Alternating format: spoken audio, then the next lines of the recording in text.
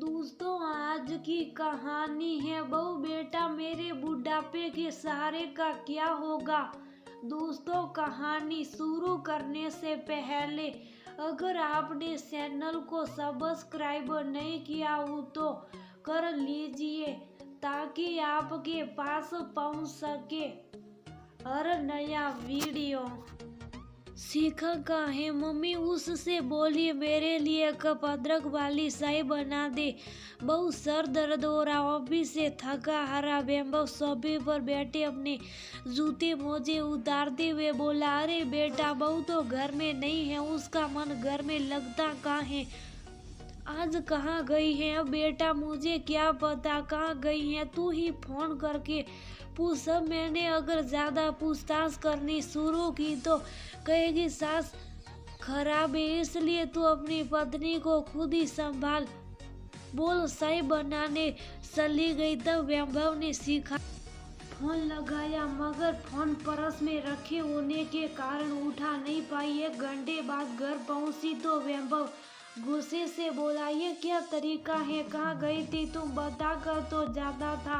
कैसी बातें कर रहे, मैं मम्मी जी को बता कर गई थी, बस जा रही हूँ ऐसा बोल कर गई थी, कहाँ जा रही हूँ ये नहीं बताया। सुलोचना जी मासूम सा चेहरा बनाते हुए बोली, मम्मी आप ही ने तो सुबह कहा था शाम को सब्जी बाजार जाकर ताजा सब्जी ले आना। मैं थैला लेकर निकली थी, मुझे लगा आप समझ गई होगी। शिखा ने उदास स्वर में कहा, अरे तो मम्मी को बोलकर चली जाती, तुम्हारा मन घर में लगता कहाँ। ऐसा बहाना बनाकर निकलती हो कि सामने वाला कुछ बोल ही नहीं पाई। गुस्से से बोल बड़बड़ाता हुआ वैभव अपने कमरे में चला गया।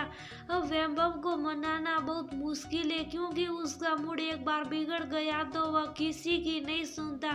शिखा पिछले 2 महीने से परेशान है और उसे समझ में नहीं आ रहा कि वैभव उससे किस बात से चिढ़ जाता है। असल में शिखा और वैभव के बीच में दूरियां पैदा करने का काम सुलोचना जी खुद कर रही है। क्योंकि उन्होंने अपनी सहेलियों से सुन रखा था कि जिस दिन बेटे की शादी हो जाती है वो जोरू का गुलाम बन जाता है। इसलिए अगर तुझे अपने बेटे को कब्जे में रखना है तो अपना अधिकार जमाना मत छोड़ना। साथ में बहू को अपनी उंगलियों पर इस तरह नसाना कि उसे अपने पति के नजदीक जाने का मौका ही ना मिले। कुछ दिन तो ठीक चला मगर जब उन्हें महसूस हुआ कि बेटा उनकी तरफ ध्यान नहीं दे रहा तो उन्होंने ये साले चलना शुरू कर दी क्योंकि वह नहीं चाहती कि बहू बेटा के बीच इतनी नजदीकी आए हैं कि बेटा अपनी माँ को भूल जाए। इसलिए वे शिखा को सुबह से शाम तक कामों में उलझा कर रखती है। जो काम वैभव के ऑफिस टाइम में हो सकते उन्हें मैं जानबूझकर शाम के समय पर करवाती, जिससे शिखा वैभव को कई बार घर पर नहीं मिलती। छुट्टी वाले दिन भी ज्यादातर अपने बेटे के साथ इधर उधर की बातें करने के बहाने उसके कमरे में जा बैठी और अगर कभी दोनों घूमने जाने का प्लान बना दे तो अपनी बीमारी का बहाना बनाकर प्लान सॉफ्ट कर देती और किसी न किसी बहाने वैभव के कान भरती रहती। अब क्या करे, बहुत सारा दिन कमरे में रहती हैं, अकेले खाना खाती हैं, मायके चली जाती हैं, बिना पूछे किटी कर ली, शॉपिंग पर जाती हैं, सहेलियों के साथ फिल्म देखने जाती हैं, उसका मन घर में लगता कहाँ है। इतना कुछ कहने के बाद भी बड़े प्यार से वैभव को कहती, बेटा बहू जैसी भी है बहुत अच्छी है, तू उसे कुछ मत कहना, तुझे मेरी कसम बोल। हर बार वैभव को रोक लेती है। अगर वह पूछता माँ आप कुछ कहती क्यों नहीं तो कहती, अरे बेटा अगर मैंने कुछ कह दिया तो बहू तुझे छोड़कर चली गई तो सोच क्या होगा। मेरा तो उम्र का तकाजा है, जवान लोग कभी बूढ़ों को समझ नहीं सकते, इसलिए हम बूढ़े लोगों को माता पिता को दर दर के ठोकरें खानी पड़ती हैं। तू तो जानता ही है, ज्यादा विवाद बढ़ा दो कहीं बहू हमें वृद्धाश्रम ना भेज दे। सुनते ही वैभव गुस्से से तमा गया। शिखा की इतनी हिम्मत कि वह मेरे माँ बाबा को घर से निकाले, कभी नहीं आने दो उसे, अच्छे से समझा दूंगा। इस घर में तौर तरीके से रहना हो तो रहो, वरना मैं खुद उसे मायके छोड़ाऊंगा। अपने ससुर जी को फोन करने लगा, आपकी बेटी को बिल्कुल अक्ल नहीं, ससुराल में कैसे रहना है उसे कुछ समझ ही नहीं आता, हमेशा अपनी मनमानी का किया। वह तो मेरी माँ है जो शुभ साफ उसकी हरकतें सहन करती आई है, वरना उनकी जगह कोई और होता तो कब का सीधा कर दिया होता। इन सब बातों में उलझकर शिखा रह जाती, जबकि उसे अच्छे से पता था कि ये सब किया धरा सासू माँ का है। जब भी वह अपना पक्ष रखने जाती, वैभव उसे ही उल्टा सार बातें सुना देता कि तुम मेरी माँ पिताजी की सेवा नहीं करना चाहती, तुम अकेली रहना चाहती हो, तुम सब जो करो, मेरे माँ बाप को कभी नहीं छोड़ूंगा, तो मैं यहाँ से जाना हो तो जाओ।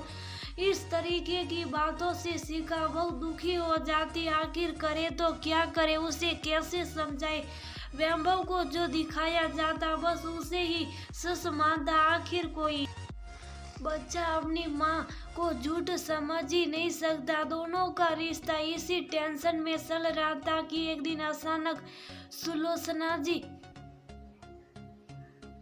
बोली, बेटा तेरी छोटी मौसी अनीता का फोन आया था, वे लड़की देखने बनारस जा रहे। असल में लड़के ने लड़की पहले से ही पसंद कर रखी, तेरी मौसी के देखने भर की फॉर्मेलिटी होते ही सगाई भी लगे हाथ कर देगी। मुझे 10 दिनों के लिए उसके साथ जाना होगा, तो टिकट करवा दे। सब कुछ ठीक रहा तो तुम लोग भी सगाई में आ जाना। सुलोचना जी के जाने के बाद जब वैभव ऑफिस से आया तो देखा शिखा घर में ही रहती। 2 दिन के बाद वैभव से रहा नहीं गया और बोला, क्या बात है, आजकल अपनी किटी सहेलियों के साथ घूमने फिरने नहीं जाती, आखिर घर में तुम्हारा मन लगता कहाँ है श्रीमती जी। फिर वही बात सुन शिखा को गुस्सा आ गया और वह बोली, जी किटी तो महीने में एक बार ही होती है, मुझे तो मम्मी जी हर दूसरे तीसरे दिन सब्जी बाजार भेजती है, मैं कहती हूँ दोपहर में ही ले आऊंगी, मगर वो जानबूझकर शाम को भेजती है। राशन किराने का सामान लेने जाना पड़ता है, जबकि मैंने उन्हें कई बार का ऑनलाइन मंगा लेती हूँ, मगर वे कहती हैं खराब सामान आता है, इसलिए हमेशा की तरह पंचारी की दुकान से लेकर आओ। और आपको बता दूं, सहेलियाँ भी मेरी तरह शादीशुदा, उन्हें भी महीने में एकांत बारी समय मिलता, तब हम लॉन्ग मॉल मूवी जाकर मजा कर लेते, क्योंकि पतियों को ऑफिस और गलत फहमियों से फुर्सत नहीं होती। शिखा को पता था आज पति पत्नी के बीच में कोई तीसरा नहीं, इसलिए उसने अपनी बात सीधे तौर पर रख दी, वरना सुलोचना जी के बीच में बोलकर सब गुड़ गोबर कर देती थी। अपने आप को मान और अपनी बहू को बुरा बताकर रोना चालू कर देती थी। वैभव उसकी बात सुन सोच ही रहा था कि शिखा आगे बोली, शादीशुदा बेटे की माँ को हमेशा यही टेंशन लगी रहती है, कहीं शादी होते ही कहीं बेटा बहू के पल्लू से बन गया तो मेरा क्या होगा, मेरे बुढ़ापे के सारा का क्या होगा, आखिर मेरी माँ ये सब क्यों करेगी, वह तो खुद तुम्हें मेरे लिए पसंद कर लाई थी और हमेशा तुम्हारी तारीफ करती है, मगर तुम ही उनके साथ अच्छा व्यवहार नहीं करती। वैभव तिल मिलाते हुए बोला, असुरक्षा की भावना के चलते कि कहीं मेरा बेटा जोरू का गुलाम न बन जाए, मेरे ऊपर ध्यान देना बंद ना कर दे। मैंने तो कई बार आपकी गलतफहमी को दूर करने की कोशिश की, मगर मैं तो पराए घर से आई हूँ, आप मुझ पर विश्वास कैसे करते हैं। अगर आपको अभी भी लगता है कि मैं गलत हूँ तो आप खुद ही देख लीजिए, 3 दिन हो गए ना ही हमारी बीच कोई लड़ाई झगड़ा हुआ है, ना ही कोई बहस और ना ही मैं घर से बाहर बेवजह निकली हूँ। शिखा की सारी बात समझ वैभव चुपचाप घर से बाहर निकल गया। शायद अकेले में कुछ आत्म मंथन करना चाहता हो, मगर शिखा का मन बहुत घबरा रहा था। उसने 3-4 बार वैभव को फोन कर पूछना चाहा कि अचानक क्यों चले गए और सोचा माफी मांगकर मना लूंगी। हो सकता अपनी माँ के बारे में सुन उन्हें बुरा लगा हो। थोड़ी देर बाद वैभव उसके लिए एक बड़ा सा गुलाबों का गुलदस्ता लेकर उसके पास आया और बोला, शिखा मुझे माफ कर दो। कहीं ना कहीं गलती मेरी भी है। मैं ही माँ पत्नी के बीच में तालमेल नहीं बना पाया। अगर माँ को इन सिक्योरिटी फील होती है तो ये गलत है। उन्हें समझना होगा कि ऐसा कुछ नहीं है और तुम्हें समझ नहीं पाया कि तुम खुद इस घर में सामंजस्य बैठाने में किन परेशानियों का सामना कर रहे हो। मुझे तुम्हारा भी साथ देना चाहिए था। शिखा को लगा आज मौका मिला तो मैं भी थोड़े नखरे दिखा दूं। वैभव की तरफ से मुंह फेरते बोली, रहने दो पति देव, आज मम्मी जी नहीं है तो रोमांटिक हो रहे हो, कल मम्मी होगी। तुम उस पर बेवजह चिल्लाओगे और कहोगे घर में तुम्हारा मन कहाँ लगता है। श्रीमती जी लगे भी क्यों, आखिर किसी को मेरी कदर ही कहाँ है। मुझे पता था मेरी नादानी में मैंने तुम्हें बहुत दुख पहुंचाया है, इसलिए तुम्हारी फेवरेट मूवी के 2 टिकट लाया हूँ। चलोगी मेरे साथ? आज पॉपकॉर्न खिलाकर तुम्हारी सारी नाराजगी दूर कर दूंगा। देख लो मन करे तो चलो वरना किसी और को ले जाऊंगा। शिखा तुरंत गुलदस्ता सुड़ाते हुए बोली, ऐसे कैसे किसी को ले जाओ? 2 मिनट रुको, मैं 10 मिनट में तैयार होकर आई। शिखा की बात सुन वैभव हंस पड़ा और ये सोचने लगा ये पत्नियां कितनी आसानी से मान जाती। फिर दूसरे ही पल मन में ठान चुका था कि माँ के मन में पड़ रहे हर संशय को भी